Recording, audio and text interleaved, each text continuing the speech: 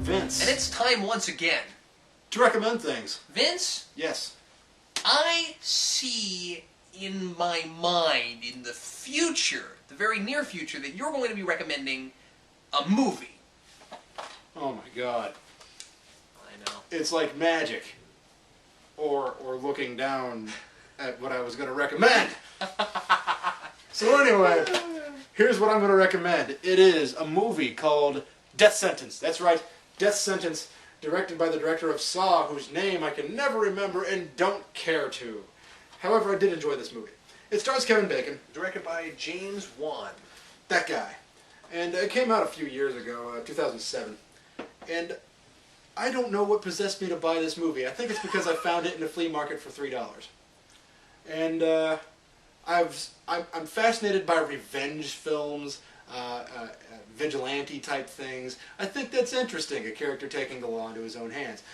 Obviously, Vince likes that sort of thing. So, Punisher, I recommended Death Wish.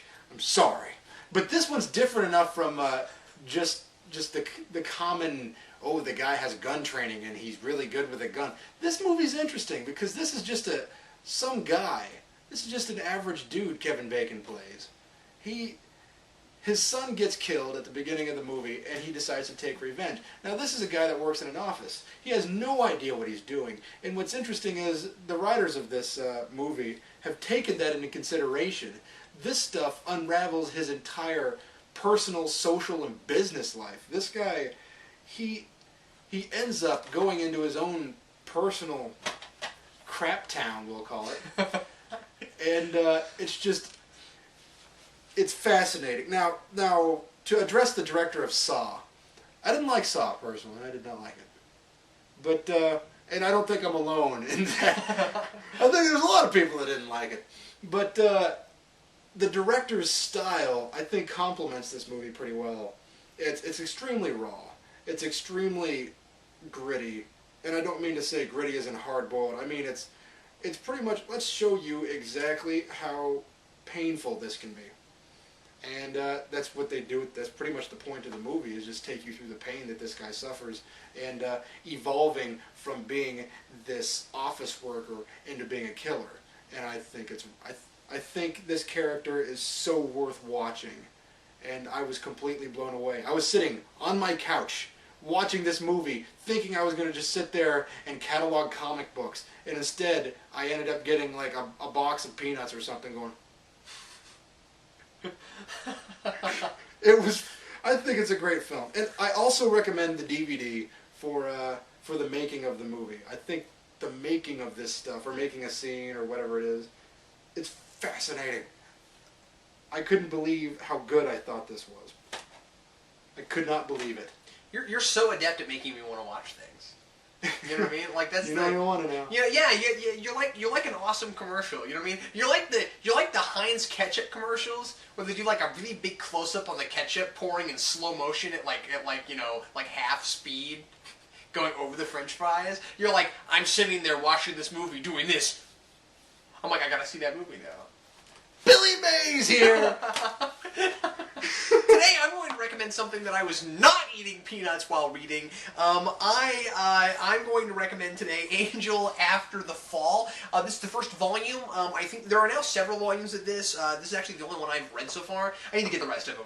I bought this when it first came out and haven't gotten around to getting the rest of it. The second volume...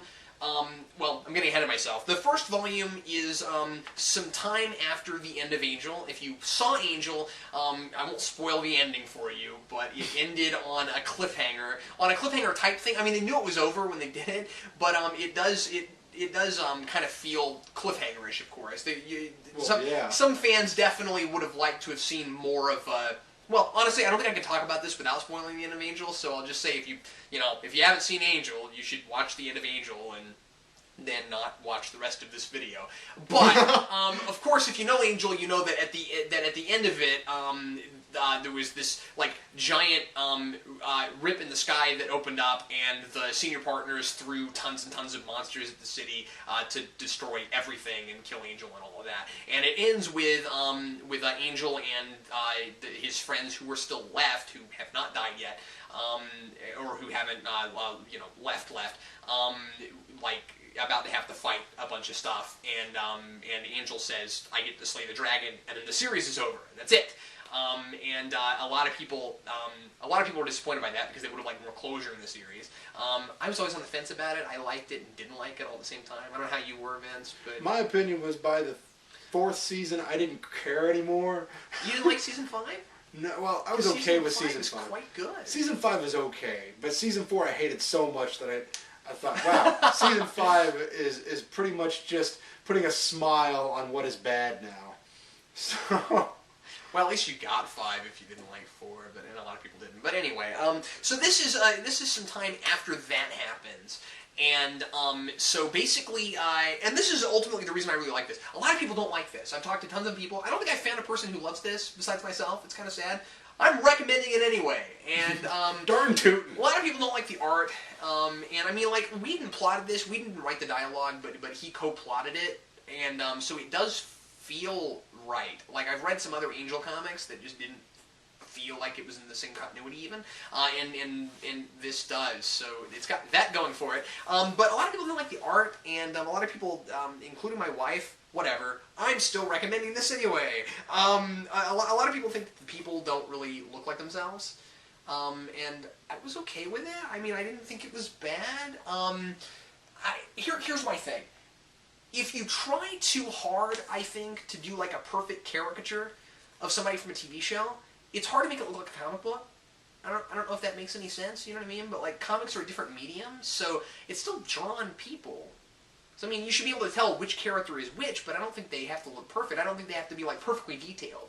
Like if you detail a face too much to try to make it look like a caricature instead of making it look like a person in an action scene in a comic, you know what I mean? So like, you know, I think if the artist is told, hey, this has to look exactly like David Boreanaz, I think that ends up stifling some of the artist's natural tendencies to be able to display emotion from a character. That's exactly what I think. If that makes any sense. I think it has a really neat color palette, and it's got, sometimes it's really, really bright, and sometimes it's really dark, and it does a really good job of that with different scenes.